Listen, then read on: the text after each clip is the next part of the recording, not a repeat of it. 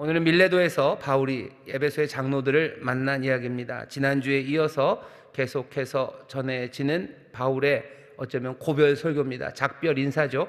이제는 보지 못할 걸 압니다. 예루살렘으로 갈 거고, 예루살렘에 환란이 있다는 여러 예언의 말씀을 들었고, 예언 때문에, 환란 때문에 못 올 거 아니고, 바울은 아예 작정을 하죠. 이제 에베소는 안 올 겁니다. 나는 예루살렘으로 갔다가 나는 로마로 갈 거예요. 어떤 방식으로든지 로마로 갈 거고, 로마에 가서 땅끝인 서바나, 우리가 알고 있는 스페인으로 가서요 복음을 증거할 거죠. 자기가 남은 삶이 어느 정도인지 압니다. 한 20, 30년, 길어야 20, 30년 남았다고 생각하겠죠. 하지만 그 삶을, 예수님이 명하셨던 그 명령을 자기가 온전히 이루겠다고 달려가는 사람이 바울입니다. 정말로 땅끝까지 가겠다고 작정을 한 사람이에요. 어쩌면 로마도 땅끝이지만 정말로 물리적으로 스페인, 포르투갈 그 땅이면 그 대서양을 앞두고 있는 유럽이 생각했던 땅끝입니다. 그 땅끝으로 갈 거예요. 물론 동쪽으로 가도 어딘가 땅끝이 있을 겁니다. 하지만 바울이 동쪽으로 가려고 할 때 성령이 막으셨어요. 마게도냐 사람을 환상에 보이시면서 이쪽으로 와서 우리를 도우라라는 말 때문에 바울은 서쪽으로 갑니다. 땅끝은 동쪽에도 있고 서쪽에도 있겠죠. 어딘가 끝은 그 사람들의 세계관이 지구는 둥글다 이런 생각 못했을 테니까 동으로 가서 끝을 보겠다고 생각했는데 아니었어요. 서쪽으로 가라고 하신 것 보면 난 서쪽의 끝까지 갈 겁니다 라고 마음 먹은 사람이 바울입니다. 하나님께서 우리에게 주신 명령, 주님이 우리를 보내신 일을 온전히 이루겠다고 바울은 작정을 한 사람이에요. 그렇게 달려갑니다. 바울의 삶을 우리가 보면서 우리에게도 맡겨진 사명을 우리가 온전히 이룬다는 게 도대체 무슨 뜻인지 다시 한번 보셔야 돼요. 정말로 나는 주님이 나에게 맡겨주신 일을 온전히 이룰 수 있을까? 바울은 결국 그 서바나까지 가지 못합니다. 스페인까지 가지는 못해요. 그냥 로마에서 마지막 삶을 마무리를 할 겁니다. 하지만 바울은 그 말씀을 내가 이루어야 된다고 생각하고 나에게 주신 말씀이라고 생각하고 끝까지 자기의 꿈, 가야 할 그 방향을 잃지 않아요. 표대를 향하여 달립니다. 달렸다고 해서 자기가 뜻한 바를 다 간 건 아니에요.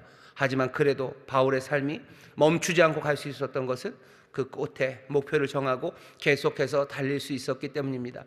내가 내 가정에서, 내 일터에서, 아니면 이 대한민국에서, 이 땅에서 주가 나에게 맡겨주신 일이 무엇인지 내 목표를 분명히 세워야 돼요. 내가 가 다다를 겁니까? 주께서 나를 가 다다르게 하신다면 나를 가 다다르게 하실 거예요.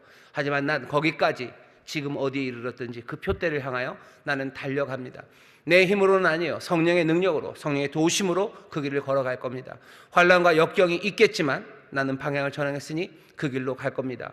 바울은 그렇게 달려가는 사람입니다. 이별을 말한다는 건 쉬운 일은 아닙니다. 바울은 그렇지만 여기 에베소 사람에게 허튼 소리는 하진 않아요. 내가 다시 올 거다. 아니, 그런 말 못합니다. 내가 가야 할 곳, 3년을 이곳 에베소에서 모든 정성을 다 쏟았어요. 그러면 정 때문에라도 발목이 잡힐 것 같고 이 정 때문에 내가 그냥 여기서 마무리하는 게 좋지 않을까라는 생각도 나쁘지는 않습니다. 하지만 바울은 그렇게 정에 매일 수는 없어요. 나를 부르신 부르심을 따라서 바울은 떠나갑니다. 작별 인사, 마지막 당부, 하지만 그냥 휙 갈 수는 없죠. 여기 세워진 에베소의 교회는 자기의 피땀이 심겨진 교회일 뿐만 아니라 이 에베소 교회는 바울이 말한 것처럼 하나님께서 자기의 모든 피로 사신 교회이기 때문입니다. 하나님이 자기의 피로 사셨어요. 자기의 아들을 내어주셨어요. 아들을 죽게 내어주셨는데 그냥 영웅적인 죽음이 아니었습니다. 수치 가운데 죽도록 내어주신 그런 교회입니다. 희생하는 그 죽음으로 내어주신 교회예요. 피로 그 교회를 사셨어요. 그러니 이 교회는 얼마나 중합니까? 하나님이 피로 사신 그 교회고 내 모든 정성이 다 들어가고 내 삶이 쏟아 부어진 교회입니다. 바울이 이제 보지 않겠지만 이 교회를 그냥 떠나갈 수 없습니다. 하나님 피로 사셨고 내 모든 정성, 내 모든 사랑이 거기 부어졌어요. 또 그냥 갈 수 없는 이유 하나는요, 에베소 교회가 그렇게 안전한 상황이 아니기 때문입니다. 모든 것들이 다 잘 갖춰졌고 그리고 모든 문제가 다 해결돼서 그냥 가만히 있어도 별일이 없을 에베소 교회 같으면 조금은 편하게 떠나갈 수 있어요. 갈 길 바쁘니 그냥 지나가며 편지 한 장 써서 보낼 수도 있습니다. 나중에 에베소서를 보면요, 바울이 편지를 보내기도 합니다. 그렇게 하면 되죠. 근데 바울이 그렇게 하지 못합니다. 에베소 바로 아래 밀레도까지 왔어요. 그리로 장로들을 부릅니다. 지난주에 말씀드린 것처럼 어쩌면 에베소에 들릴 생각도 있었을 겁니다. 하지만 에베소에 가지 못하는 이유는 하나예요. 거기 갔다가 들어는 가겠지만 언제 나올 수 있을지를 몰라요. 그러니 내 계획들, 하나님이 나를 부르신 말씀 이루어내기 위해서 오순절 전까지 예루살렘에 가려면 나는 그 위험을 감수할 수 없습니다. 정말 가서 돌보고 싶고, 그렇게 귀하고 그렇게 소중하고 그렇게 위태로운 교회이지만 바울은 거기까지 가지 못하고요, 장로들을 그리로 불러냅니다. 남쪽 밀레도로 불러내요. 불러내서 오늘 전하는 말씀은요, 이 위험에 처한 교회, 이 교회에 여기 있는 지도자들에게 바울이 부탁을 하는 겁니다. 이제 나 못 온다. 그러니 이제 너희가 책임져야 돼요. 주께서 너희를 인도하시겠지만, 주께서 너희를 인도하시고 너희를 도우시겠지만, 주께서 목자로 세우신 이들은 이제 내가 아니고 너희다. 너희를 성령께서 이들의 목자로, 감독자로 세우셨다고 바울이 말합니다. 감독자라는 건 뭐 요즘식으로 말하면 뭐 교구, 그러니까 주교라 그러나요? 주교입니다. 주교, 번역된 말이 그래요. 에피스코팔 그래가지고요, 뭐 이렇게 성공회 같은 거, 주교 뭐 이런 교회입니다. 에피스코포스, 그래서 에피스코포스로 세웠어요. 장로들을 감독으로 세웁니다. 이제 너희가 감독해라라고 하며 이 사람들에게 리더십을 위임합니다. 왜 그렇죠? 왜 그렇죠? 그냥 갈 수 없었던 이유는 아까도 말씀드린 것처럼 에베소가 굉장히 위험한 상황이기 때문입니다. 28절 보면 이렇게 되어 있습니다.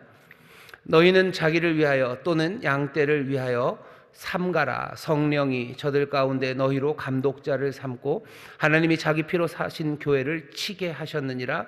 내가 떠난 후에 흉악한 이리가 너희에게 들어와서 그 양떼를 아끼지 아니하며, 또한 너희 중에서도 제자들을 끌어 자기를 쫓게 하려고 어그러진 말을 하는 사람들이 일어날 줄을 내가 아노니. 에베소의 어려움이 보입니다. 흉악한 이리들이 올 거예요. 이리들이 와서 양떼들 귀히 여기지 않을 거고, 그 양떼들 성도들뿐만 아니라 여기 불러 모은 장로들, 너희들 중에도 제자를 삼아서 너희들을 이끌어가서 말도 안 되는 이야기들을 하게 만드는 그런 일이 일어날 거라고 바울이 말합니다. 어떻게 알아요? 그냥 경험상 알아요. 어떤 경험입니까? 다른 곳에서 목회한 경험상 알아요. 그리고 에베소에서 바울이 당한 사건들 때문에 알아요. 그리고 동시에 당연하죠, 성령께서 깨닫게 하심으로 바울은 압니다. 어려움이 여기 올 거예요. 이리들이 있을 겁니다. 우리는 그냥 명확하게 알죠. 어떤 이리들이 있을지 보입니다. 뻔히 보여요. 여전히 데메드리오는 에베소에 있습니다. 은장색들, 은감시를 만들어서 큰 돈 벌던 데메드리오와 그 일당들 내지는 그 조합들, 그 사람들이 있어요. 에베소에서 영향을 몇 꽤나 갖고 있는 그 사람들이 그리스도의 사람들, 바울과 그리고 에베소 교회에 대해서 일을 갑니다. 자기들의 산업을 망친 거예요. 자기들의 재산을 축낸 거예요. 이 사람들이 점점 번성할수록 자기들이 하는 사업들은 더 잘 될 수가 없어요. 원수같이 여기는, 그래서 핍박하고, 틈만 나면 어떻게, 한 번은 서기관한테 고발했지만 퇴짜를 맞았어요. 하지만 뭐든지 틈만 나면 고소를 해서 공권력에 도움을 받아서 압제하든, 아니면 여러 가지 테러나 불법적인 방법으로라도 사람들을 어렵게 만들려는 시도할 사람들, 데메드리오 그리고 그 일당들이 여전히 있습니다. 일이죠. 이리같이 교회를 무너뜨리려는 사람들이 여전히 있어요. 당연히 데메드리오만 그런 건 아닙니다. 아데미 신전, 그 신전을 관할하는 여자 사제들, 그 사제들도 눈의 가시처럼 예수 믿는 사람들, 교회를 싫어하겠죠. 점점 복음이 에베소에 퍼져갈수록 허망한 것, 사람이 만들지 않는 신, 사람이 손으로 만든 신들을 섬기는 것, 그 우상이라는 것들을 깨달아가기 시작하니 아데미를 섬기는 사람들은 점점 줄어들 겁니다. 그러면 아데미 신전에 있는 여사제들, 꽤나 영향력을 끼쳤던 그 사람들에게서 미운 털이 박힌 사람들이 교회예요. 틈만 나면 교회를 허물고 성도들 핍박하기 위해서 어쩌면 우는 사자처럼, 이리처럼, 흉폭한 이리처럼 올 겁니다. 여기 우리에 있는 본문에 보면요, 여기 일이라고 되어 있어요. 흉악한 일이 그렇게 되어 있는데, 흉악한 일이라는 말, 그 앞에 있는 그 형용사는요, 원래 의미는 무겁다는 뜻입니다. 무거운 일이들이에요. 그러니까 작은 이리가 아니에요. 등치가 큽니다. 등치가 큰 이리들이고요. 그러니 훨씬 더 포악한 이리들, 힘 있는 이리들이 에베소에서 하나님의 사람들, 그 성도들을 지금 해하려고 돌아다니는 겁니다. 이 사람들만 있겠습니까? 자신의 책을 몽땅 다 막 불태운 마술사들이 있었어요. 모든 마술사들이 다 불태우지는 않았겠죠. 여전히 그거 불태우지 않은 마술사들은 또 자기의 삶이 엉망이 되었죠. 예수의 이름보다 더 큰 능력으로 마술을 행할 수 있다고 여전히 자랑하는 사람들, 그 사람들이 에베소에 있습니다. 에베소에 있는 교회는요, 안전하지 않아요. 정말로 무거운 일이들, 흉악한 일이들이 지금 이 교회를 넘어뜨리려고 합니다. 넘어뜨리려는 건 이 바깥에 있는 것만 아니에요. 그 이리들은 들어와서 이리로 나타나는 사람들이 있어요. 누구냐면 교회 안에서 말도 안 되는 이야기들을 통해서 양들도 흔들고 또 몇몇의 지도자들도 그것 따라서 교회 안에 혼란을 만들어내는 그런 상황들이 올 겁니다. 오늘 설교의 제목입니다. 위험에 처한 교회요. 에베소 교회는 위험에 처해 있습니다. 이 위험이 우리와 그렇게 많이 다르지 않습니다. 우리도 사람들이 다들 얘기해요. 그리고 다들 그럴 거라고 생각합니다. 교회는 지금 굉장히 많은 위험에 처했대요. 교회를 대하는 사람들의 태도가 이전과는 좀 다릅니다. 교회에 대해서 신뢰도가 굉장히 떨어져 있고요. 그리고 교회라고 그러면 치를 떠는 사람들이 점점점 많아지고 있어요. 거짓된 소식들 때문에 잘못 알고서 그러건 아니면 어떤 이유에서건 교회를 향한 사람들의 태도가 그렇게 좋지 않습니다. 사람들의 태도가 좋지 않을 뿐만 아니라 특별히 젊은 사람들은 교회에 대해서 더 좋지 않은 감정들을 많이 가지고 있답니다. 교회에 대한 핍박이 예수 믿는다고 잡아가지는 않아요. 잡아가지는 않고 어디 감옥에 어떻게 하진 않지만 그래도 조금씩 여러 곳에서 그 핍박들이 옵니다. 직장 다닐 때 예전부터 그랬죠. 예수 잘 믿는 사람이 직장 다니는 건 늘 어렵습니다. 예수 잘 믿는 사람들이 큰 기업에서 점점점 승진하는 일 점점 어려워지고요. 늘 어려웠지만 점점 어려워지고 뭔가 사업을 하는 것도 그렇게 만만치 않은 그런 세상이 되어버렸습니다. 예수 믿는다 그러면 사람들이 존중하고 존경하는 그것 아니에요. 왜 여전히 예수를 믿을까 하는 이상한 눈치들 그리고 그 논처리들을 우리가 보는 그런 세상에 삽니다. 뿐만 아니에요. 교회 안에서도 위험에 처해져. 많은 이단들이 나옵니다. 전에도 이단들이 있었어요. 하지만 더 많은 이단들이 하나씩 생겨나기 시작하고 교회 안에서도 이런저런 방황이 시작되는 그런 상황입니다. 바울이 이 위험에 처한 교회 에베소에 뭐라고 얘기하는지 잘 들으셔요. 그러면 오늘 설교 제목처럼 위험에 처한 교회가 든든히 서는 법을 알 겁니다. 바울은 그러니 정성을 다해서 마음을 다해서 지금 부탁하는 거예요. 에베소 교회 위험해요. 흉악한 일이 무거운 일이가 지금 해하려고 해요. 성도들만이 아니에요. 지도자들도 해하려고 합니다. 그 안에서도 하나씩 잘못된 이야기들로 사람들의 삶을 엉망으로 만드는 그런 세상, 그런 상황에서 교회에 부탁하는 겁니다. 교회에 어떤 부탁하냐면요, 먼저 여기서부터 시작하는 겁니다. 누구를 불러요? 장로들을 부릅니다. 장로들을 불렀어요. 장로는 누굴까? 지금 우리 교회에 있는 장로님들 그것과는 좀 다릅니다. 교회 조직이 이때 우리가 있는 조직과 똑같다고 말하기가 어려워요. 왜냐하면 시간차도 있고요. 또 잠깐만 생각해 보면 압니다. 여러 교단들이 지금 교파가 많죠. 교파들마다 장로에 대한 생각들이 다 달라요. 똑같을 거라고 생각하지만 다릅니다. 여기 장로는 어떻게 이해하시는 게 제일 좋으냐면요, 제 생각에는 교회에 책임 있는 사람들입니다. 그렇게 이해하는 게 제일 어쩌면 편합니다. 교회에 누가 책임이 있었을까? 에베소 교회에 누가 책임이 있었을까? 책임 있는 사람들, 이 사람들 하나님의 말씀을 가르치는 사람들이고요. 그리고 그 모든 문제들을 해결해야 되는 양떼들의 목자처럼 세운 사람들입니다. 그 사람들의 직함을 무엇으로 주었는지 여기는 장로라고 불렀고 감독자로 불렀는데 지금으로 따지면 어쩌면 목자들, 아마 목사들이 제일 여기에 비슷한 사람들입니다. 위험에 처한 교회에 바울이 누굴 부르나 보셔요. 목사들을 부릅니다. 목자들을 불러요. 에베소 교회에 목사가 많았을까? 목자가 많았을까? 몇 명이 있었겠죠. 교회가 하나, 에베소 교회 딱 하나인데 거기에 목자가 있었을까? 아니면 에베소라는 그 큰 도시에 그래도 적어도 몇 개의 가정교회가 있고 그 가정교회를 책임지는 사람 몇 사람을 불렀다고 생각하는 게 제일 합당해 보입니다. 뭐가 됐든지 에베소 교회에 몇 개의 적어도 가정교회들이 있었겠죠. 그 교회의 책임자들을 지금 불러 모은 겁니다. 불러 모았어요. 이 얘기는 무슨 얘기입니까? 위험에 처한 교회가 든든히 서기 위해서 누가 얘기를 들어야 됩니까? 목사들이 얘기를 들어야 돼요. 책임 있는 사람들이 얘기를 들어야 됩니다. 지금도 다들 그렇게 얘기해요. 교회가 문제가 된 건 왜 그런 거예요? 목사들이 제일 큰 문제예요. 물론 성도들도 문제입니다. 하지만 목사님들 문제예요. 바울도 지금 그 얘기하는 거예요. 불러 모아야 되는 사람들은 목사님들, 목자들입니다. 갑자기 여러분들 안심이 되시죠? 이 설교는 목사들이 들어야 되는 거구나. 예, 제수도 그렇게 생각합니다. 이 설교 제일 하기 좋은 데는, 분명하게 하게 되는 데는 목사님들 모아있는 교회, 모아놓은 자리, 그 자리에서 이 설교하면 제일 좋습니다. 그러면 여러분들은 이 말씀을 어떻게 읽으셔요? 첫 번째로 여러분들 이 목사님들에게 여기 바울이 얘기하는 이런 기대들을 하셔요. 그리고 이렇게 기도하십시오. 우리 목자들이, 우리를 앞서서 인도하는 사람들은 이렇게 해야 되는구나 라는 그 기대를 가지셔요. 왜 그런지 아셔요? 성도들이 목사들에게 다른 기대를 합니다. 교회를 든든하게 세우고 뭔가 하나님의 뜻을 이루기 위해서는 목사님들은 이래야 된다고 다른 기대들을 해요. 아니, 그런 기대할 필요 없습니다. 바울이 얘기하는 거예요. 위험에 처한 교회, 그 교회가 든든히 서기 위해서 목자들, 지도자들 불러다가 뭐라고 얘기하는지 잘 들어보세요. 거기에는 어쩌면 지금 성도들이 바라는 거, 지금 세상에 목사들은 이래야 된다, 이래야지 교회가 좋아지겠다라는 생각과 어떤 건 같고 어떤 건 다릅니다. 다른 생각들이 있으면 버리시면 돼요. 예를 들어 그런 생각은 잘 안 하시겠지만 목사님들은 잘생겨야 돼, 이런 생각 버리셔요. 여기 바울이 그런 얘기 안 합니다. 목사님들은 잘생겨야 된다, 이런 거 없어요. 제가 못생겨서 그런 얘기 하는 거 아닙니다. 나름 저희 어머니한테는 잘생겼습니다. 그런 생각. 목사님들은 카리스가 아니죠. 카리스는 있어야 돼요. 근데 카리스마가 있어야 되고, 그런 얘기 없어요. 뭔가 지도력이 빵빵해야 되고, 사람들 확 휘어잡아야 되고, 여기 그런 말 없습니다. 목사님들에게 뭘 기대해야 되나? 여러분이 이 말씀을 가지고요, 우리의 목자들에게 이런 기대를 가지셔요. 그거 말고 다른 기대하실 필요 없습니다. 이 기대하시고, 그리고 뭐 하셔요? 그 기대가 이루어질 수 있도록 여러분 기도해 주셔야 돼요.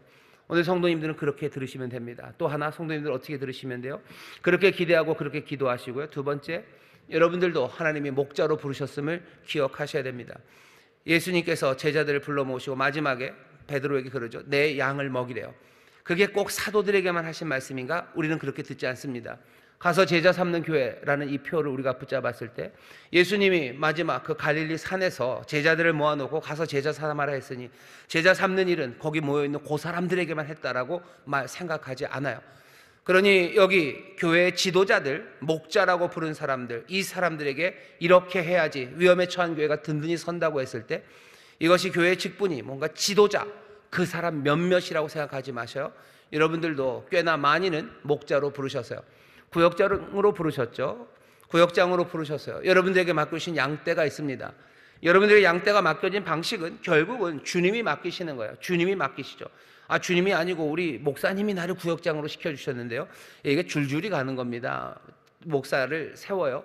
교회의 지도자를 세워요. 주님이 세우셔요. 주님이 세우시고 또 그 권세, 아니면 그 권위, 또 그 직임에 따라서 또 목자들을 세워나가는 겁니다.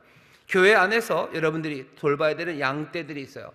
그것뿐만 아니라 하나님께서 어쩌면 직접 은혜 가운데 여러분들에게 주신 양떼들이 있어요. 여러분들의 자녀들입니다. 여러분들의 가족들이에요. 하나님이 맡겨주신 거예요. 하나님이 맡겨주신 양떼입니다. 그들의 영혼을 책임져야 되고, 그들이 든든히 서서 생명으로 가득하게 하도록 우리에게 맡겨주신 양떼가 있습니다. 그렇다면 흔들리는 가정이, 그리고 내 구역이 정말로 위험에 처해 있는 이곳에서 든든히 서고 하나님의 약속을 누리기 위해서는 여기 있는 이 말씀대로 목자들이 정신 차려야 돼요. 여러분들에게도 들을 말씀이 분명히 있습니다. 여러분들도 이렇게 하셔야 돼요. 그러니 두 가지로 들으시면 됩니다.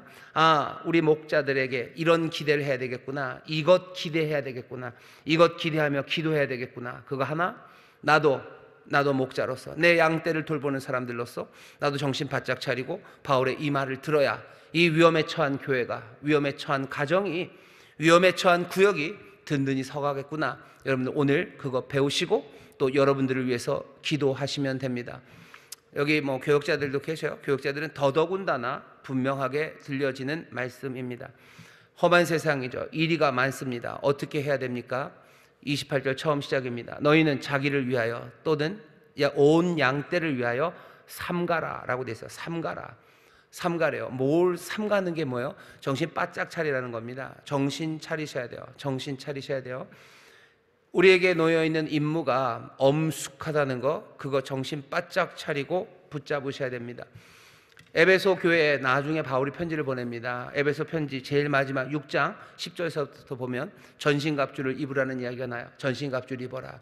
우리의 싸움은 혈과 육에 관한 것 아니다. 공중 권세 잡은 자, 악한 영, 어둠의 영, 그 간교한 영들과의 싸움이다. 그 싸움 마친 후 온전히 서기 위해서 하나님의 전신갑주 입어야 된다고. 믿음으로, 진리로, 또 구원으로, 또 성령의 말씀, 성령의 검, 말씀으로 준비돼야 된대요. 그리고 바울이 뭐라죠? 기도하라고. 모든 사람들을 위해서 기도하라고, 열심히 기도하라고, 그리고 나를 위해서도 기도하라고 기도를 부탁합니다. 에베소 교회 왜 이야기를 해요? 정신 바짝 차리는 전신갑주 챙겨 입어야 돼요. 하나님의 전신갑주를 챙겨 입어야 됩니다. 그거 안 입고 싸울 수 없어요. 왜? 흉악한 간교한 자들과 싸우는 거예요. 권세 있는 자들과 싸우는 거예요. 무거운 이리들과 싸우는 겁니다. 애기 이리랑 싸우는 거 아니에요. 조그만 귀여운 이리랑 싸우잖아요. 무거운 이리들, 흉악한 이리들과 지금 싸우는 싸움입니다. 모든 지도자들, 교회의 목자로 세운 사람들은요, 정신 바짝 차려야 돼요. 무거운 이리와 싸우는 싸움이고 전신갑주를 입고 싸워야 되는 싸움이지, 그렇게 나태하게 별일 없을 거라고, 그냥 시간 지나면 될 거라고, 내 워라벨이라 그러나요? 워크 라이프, 그래서 내 일과 그리고 내 삶의 균형을 잡고 살아야 된다고, 그런 이야기 절대로 통하지 않습니다. 워라벨 얘기가 나와요. 교역자들은 워라벨을 따져야 됩니까? 아니, 누가 주님이 네 일과 네 라이프의 밸런스를 잡아라, 그렇게 얘기하신 적 없어요. 충성하라고, 달려가라고 얘기하고, 우리의 삶에 충만하면 주님이 주신다고 하지, 내가 내 시간을 그걸 반반씩 나눠서 내 삶에 평안이 온다고 예수님 그렇게 가르치신 적 없습니다. 어쩌면 안에서부터 흔들어 가는 거예요. 너희들 중에, 장로들 중에, 너희 목회자들 중에, 목자들 중에 몇몇을 어떻게 한대요? 그렇게 끌고 가서 결국은 너희 그들의 제자를 삼아서 세상을, 그 교회를 흔들어 놓는다고 얘기합니다. 흉악한 일이 그 이리와 싸워가는 일이에요. 우리가 맡은 일, 교회는 그냥 사람들의 사교 모임이 아닙니다. 여기 사교 모임을 운영하는 거 아니에요. 목사님들이 사교 모임 운영하는 거 아닙니다. 목사님들이, 목회자들이, 아니면 교회 지도자들이 여기 무슨 봉사단체 운영하는 게 아니에요. 여기는 뭐죠? 여기는 하나님이 아까 말씀하셨죠, 자기 피로 사신 교회입니다. 이 양떼들은 어떻게 모여진 사람이에요? 하나님이 피로 사신 분들이에요. 하나님의 아들을 내어주시고 수치스럽고 그 희생적인 죽음, 그걸 통해서 사오신이에요. 사도행전 전체에서 예수님의 죽음의 의미에 대해서 이것처럼 직접적으로 얘기하는 곳이 많지 않습니다. 교회는, 양떼는 누굽니까? 하나님이 피로 사신 거예요. 자기 피로 사신 양떼입니다.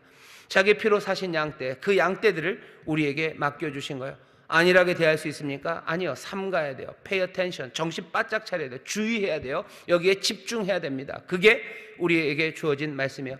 위험에 처한 교회가 든든히 서는 법은, 목자들, 앞에 선 사람들이 정신 바짝 차려야 됩니다. 거기서부터 시작되는 겁니다.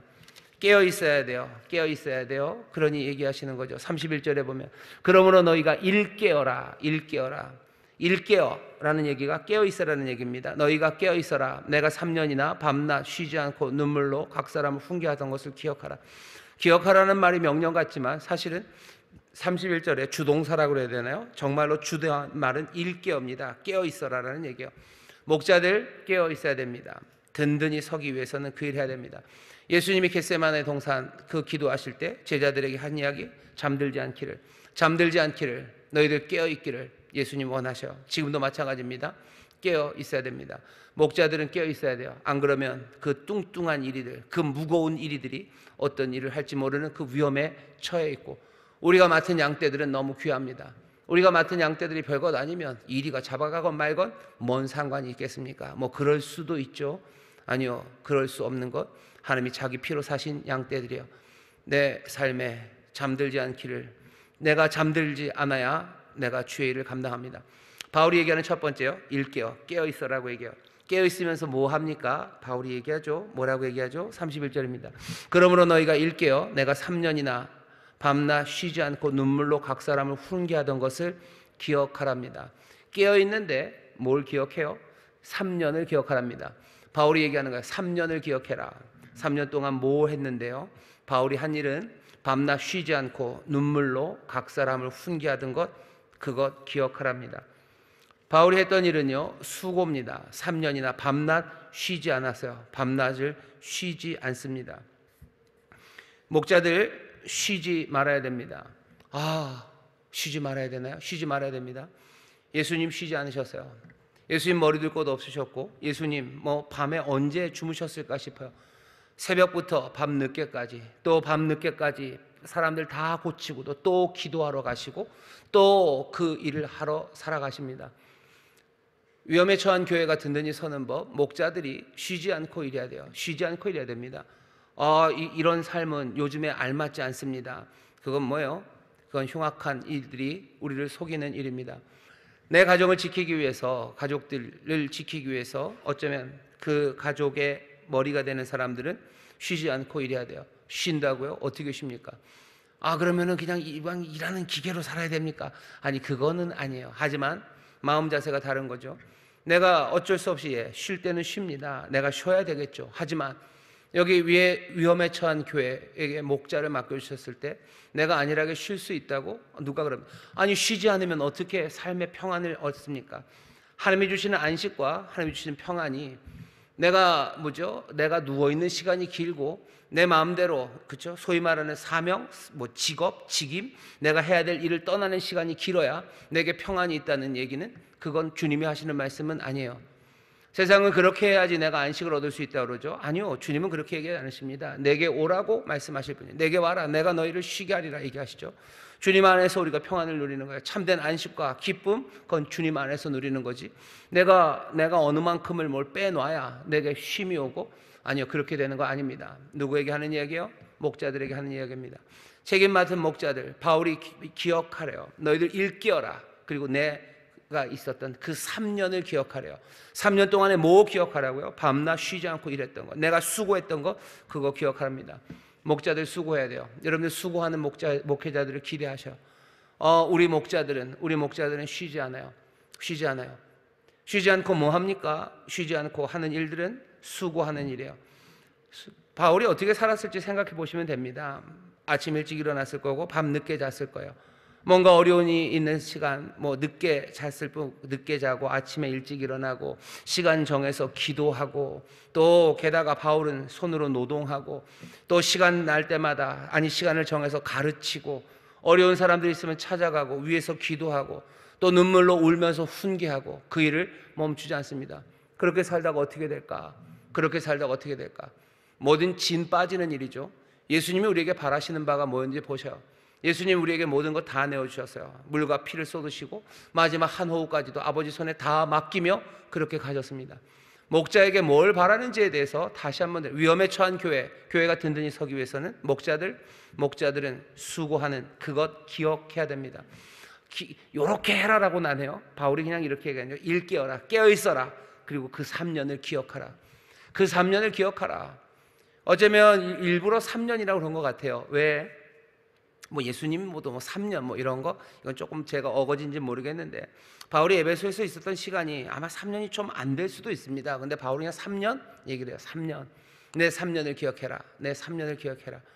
예수님이 이 땅에 오셨던 시간과도 어쩌면 비슷하게, 사람들이 이해하는 바에 따르지만 비슷할 겁니다. 그러면 어쩌면 예수님의 3년을 기억하라고 그러는 것 같아요. 정말로 우리의 목자장 되신 그분, 그 목자들아, 목자장의 3년을 기억하라는 거예요. 수고하고 밤낮 수고하고 쉬지 않고 눈물로 각 사람을 훈계하던 것, 그것 기억하라고 얘기합니다.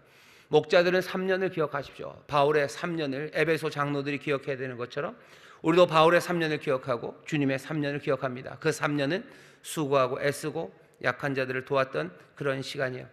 바울은 또 어떤 모범을 보였습니까? 뒤쪽으로 가면 이렇게 되어 있습니다. 은과 금을 탐하지 않았대요. 너희가 알지 않냐? 내가 아무의 은이나 금이나 의복을 탐하지 않았다. 은금, 의복을 탐하지 않았대요. 사람들은 은, 금, 의복을 탐합니다. 그것들을 선망하죠. 그렇게 좋은 거 갖고 싶고 좋은 옷도 입고 싶고, 목자는 그거 탐하지 않습니다. 그거 선망하지 않습니다.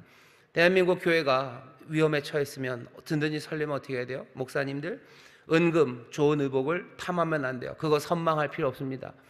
목사님 입고 있는 이 옷이 좋은 것 같은데요. 이 좋은 옷입니다. 좋은 옷이요. 근데 저 이걸 탐하지는 않습니다. 말장난 하시는 거 아닙니까? 아니, 정말입니다. 아니, 그래야 됩니다.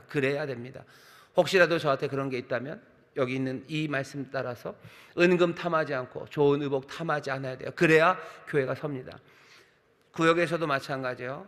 어디도 마찬가지입니다. 양떼들을 돌보는 이들, 그들은 은금 그리고 좋은 의복을 탐하지 않아요. 그거 선망하지 않습니다. 사람은 다 그런 거 아닙니까? 다시 그런 말에 속지 마세요. 사람은 다 그런 거 아닙니까? 속지 마세요.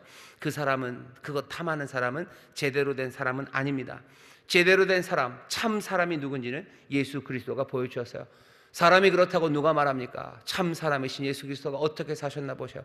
은금 좋은 의복 탐하고 그렇게 살지 않으셨어요. 세상에 있는 모든 아름다움을 만드신 그분은 어쩌면 그냥 그렇게 거친 옷 입고 사시고 누구 좋은 옷 보러 나가지 않아요. 예수님이 세례 요한에게도 그러죠. 너희들 뭐 좋은 옷 입은 사람 보려고 그러냐? 그러면 왜 광야, 왜 요한을 보러 가냐라고 물으셔요. 요한도 좋은 옷 탐하지 않습니다.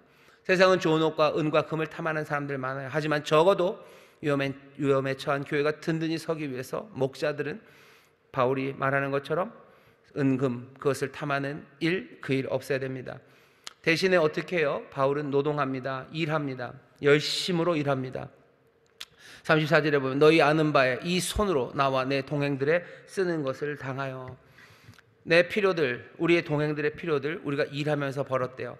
그럼 목사님들 다 일하셔야 되겠네요. 조금은 찔려요. 근데 바울이 다른 곳에서 얘기합니다. 뭐 사례로 받는 거, 말씀을 전하면서 그 생계를 위해서 받는 거, 그건 당연하대요. 저는 이 말씀을 그렇게 이해합니다. 교회가 저한테 사례를 주시죠. 목사님들 사례를 주십니다. 그럼 목사님들은 뭐 말씀을 전하고 말씀을 연구하고 그 일만 하는 건 아니에요. 목사님들도 저도 마찬가지고 저도 손으로 하는 수고들이 필요하겠죠. 여러분들이 밖에서 일하는 여러 수고에 비할 바는 아니지만 그래도 수고하며 일해야 합니다. 그냥 앉아서 성경 연구하고 설교하고 입만 가지고 살 수 있는 것은 아니에요.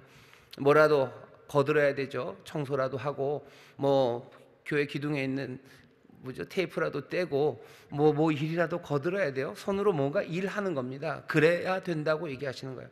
또 뭐 하죠? 나눠줍니다. 수고하고 그리고 나눠줘요. 바울은 나눠줬다고 돼 있어요. 범사에 너에게 모범을 보였느니 곧 이같이 수고하여 약한 사람들을 돕고. 약한 사람들, 어쩌면 가난한 사람들 바울이 도왔대요. 목자들은 가난한 사람들 도와야 됩니다. 주 예수의 친히 말씀하신 바 주는 것이 받는 것보다 복이 있다 하심을 기억하면서요. 뭘 기억해요? 주님의 말씀, 그 말씀 기억해요. 여러 말씀 많지만 예수께서 말씀하신 것, 주는 것, 그것이 받는 것보다 복이 있다라는 그 말씀을 목자들은 기억해야 됩니다. 왜 이 얘기를 해요? 어쩌면 굉장히 현대 이 시대와 맞아요.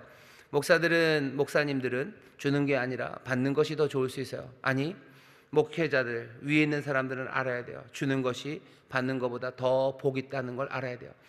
내가 하나님의 은혜로 많이 받으니 내게 복이 있구나가 아니에요.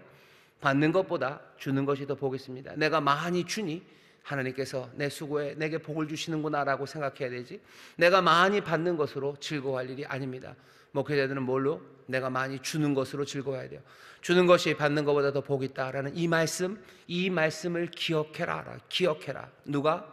목자들은 그거 기억하래요.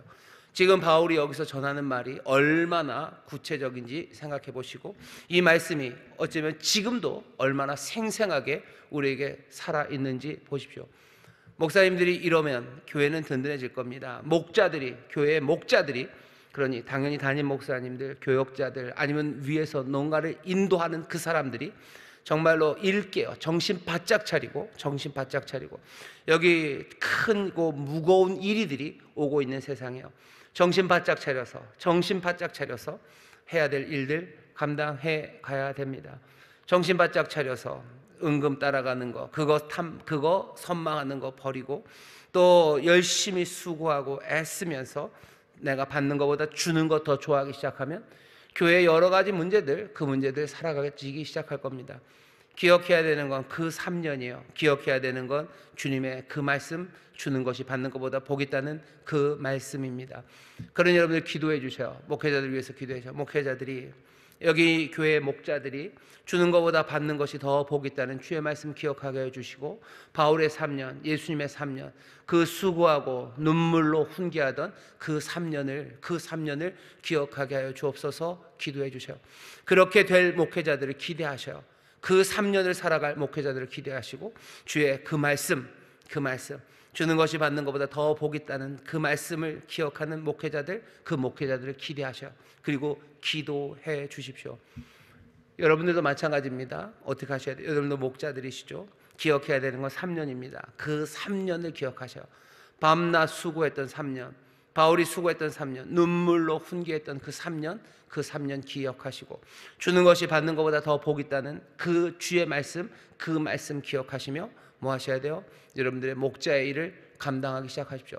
그 일을 위해서 기도하셔. 내가 가정에서 해야 되는 건, 여러분들의 가정에서의 수고를 억울해하지 마셔요. 내가 밤낮으로 눈물 흘리는 시간들을 여러분들 괴로워하지 마셔요. 그 3년을 나도 기억합니다. 주는 것이 받는 것보다 복이 있다는 주의 말씀을 나는 기억합니다. 내가 가정에서 늘 받는 건 없고 주는 것밖에 없는데요, 아니 나는 주님의 그 말씀, 그 삶이 복되다는 말씀을 나는 기억합니다. 구역장들 기억하셔요. 주는 것이 받는 것보다 복이 있습니다. 분명히 여러분들 구역 식구들에게 받는 게 있어요. 뭘 받아요? 내가 뭘 받아요? 받는 게 있습니다. 받는 거 아무것도 없는데요. 있어요. 사랑도 받으시고요, 뭐 기도도 받으시고 칭찬도 받으시고 뭐 받으시는 게 있죠. 때로는 뭐 김치도 갖다 주고 받는 게 있습니다. 그거 복입니다. 하지만 그것보다는 주는 게 더 복이 있어요. 내가 더 많이 줘서 받는 건 없고 그게 억울합니까? 아니, 주는 것이 받는 것보다 더 복 있다. 그 주의 말씀, 그 말씀을 기억하시고, 내가 정말로 주님 말씀하신 것처럼 주는 복, 그 복으로 충만하기를 여러분들 기대하시고 기도하십시오. 그러면 흔들리고 위험에 처한 곳, 그곳이 점점 더 든든히 서고 자라나기 시작합니다. 바울이 바라는 건 그렇게 기억하라는 거 하나. 그리고 바울은 이 모든 것들을 누구께 맡깁니까? 주님께, 그리고 은혜의 말씀에 맡깁니다. 보시면 한 중간에 있습니다.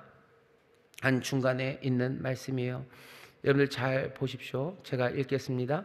28절부터 쭉 읽어갈게요. 너희는 자기를 위하여 또는 양떼를 위하여 삼가라. 성령이 저들 가운데 너희로 감독자를 삼고 하나님이 자기 피로 사신 교회를 치게 하셨느니라. 내가 떠난 후에 흉악한 이리가 너희에게 들어와서 그 양떼를 아끼지 아니하며, 또한 너희 중에서도 그 제자들을 끌어 자기를 쫓게 하려고 어그러진 말을 하는 사람이 일어날 줄을 내가 아노니, 그러므로 너희가 일깨어 내가 3년이나 밤낮 쉬지 않고 눈물로 각 사람을 훈계하던 것을 기억하라. 지금 내가 너희를 주와 및 그 은혜의 말씀에 부탁하노니, 그 말씀이 너희를 능히 든든히 세우사 거룩하게 하심을 입은 모든 자 가운데 기업이 있게 하시리라. 일깨어라, 너희들 기억해라. 그러면서 바울은 뭐 하는 거예요? 너희를 주께, 그리고 은혜의 말씀에 맡긴대요. 주님께 맡긴다, 그리고 은혜의 말씀에 맡긴다. 목자들이 그렇게 일깨어 그것을 기억한다고 해서, 우리가 그거 기억한다고 해서 모든 게 다 되진 않습니다. 무엇이 인도해야 돼요? 결국은 주님이, 그리고 은혜의 말씀이 너희를 인도해 주시기를 바라시는 거예요. 말씀이 인도해 주시기를 기대합니다. 그리고 그 말씀을 붙잡습니다. 주님이 인도하실 것 믿고 말씀이 인도하실 것 믿으며 그 말씀 앞에 나와야 돼요. 누가? 모든 목자들은. 그래서 결국은 모든 양떼들은 그 은혜의 말씀, 그 말씀 앞으로 나와야 됩니다. 목자들 해야 될 일이에요. 여러분들 구역장님들 하셔야 될 일이에요. 은혜의 말씀에 맡기셨어요. 주께 맡겼어요.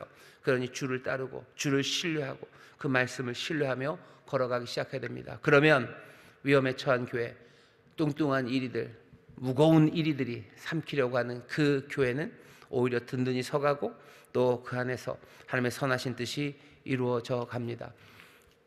꽤나 오래전, 2000년 전 에베소 교회에 주셨던 이 말씀이 어쩌면 2024년 한국교회, 우리 교회에도 주시는 말씀입니다. 오늘 저도 이 말씀을 듣고 우리 모든 목회자들이 이 말씀을 듣고 또 우리 모든 성도들이 이 말씀을 함께 들어요. 부인할 수 없는 것, 에베소 교회처럼 우리도 이 무거운 일이 때 위험한 교회 상황임을 부인할 수 없습니다. 하지만 든든히 서는 법을 바울을 통해서 주님이 오늘 우리에게 주셨다고 믿습니다.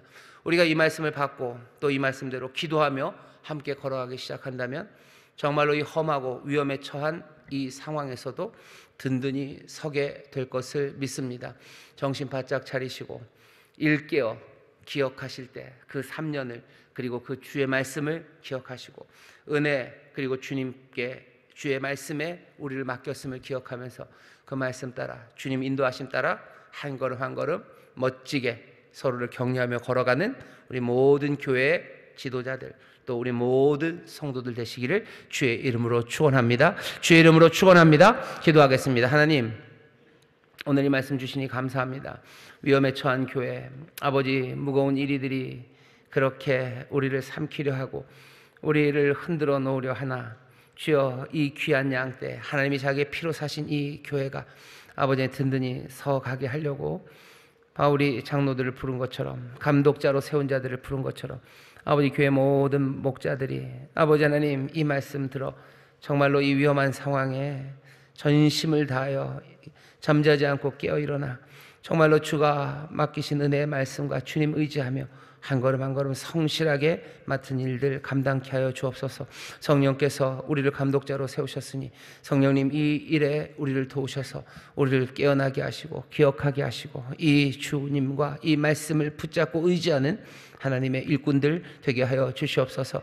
아버지 하나님 그렇게 우리의 목자들을 위해서 기도하는 우리 모든 성도들이 되게 하여 주옵시고 또 우리도 목자로 부르셨으니 우리에게 맡기신 양들을 먹이기 위해서 우리도 정신 바짝 차리고 우리도 그 3년과 주의 말씀을 기억하며 주님 또 은혜의 말씀 붙잡으며 나아가는 우리 모든 성도들 되게 하여 주옵소서. 이 일을 통하여 아버지 하나님 우리 인천 순복음교회가 든든히 서고 아버지 하나님의 선하신 뜻을 이루어내며 주님 맡겨주신 사명 온전히 완수하는 교회가 될 줄 믿사오니 주여 어디에 이르든 표대를 향하여 아버지 함께 힘차게 달려나가는 그리스도의 몸이 되게 하여 주옵소서. 거기에 만물을 채우시는 우리 주님의 충만케 하심이 가장 선한 것으로 채우시는 주의 충만함이 생명으로 채우시고 생명의 주가 생명으로 채우시며 평강의 왕이 평강으로 채우시는 그 놀라우신 복이 우리 안에 가득하게 될 줄 믿사오니 주여 이 일에서 생명을 누리며 감사의 찬송 크게 부르는 복된 삶들이 되게 하여 주옵소서. 감사드리며 예수님 이름으로 기도하옵나이다. 아멘.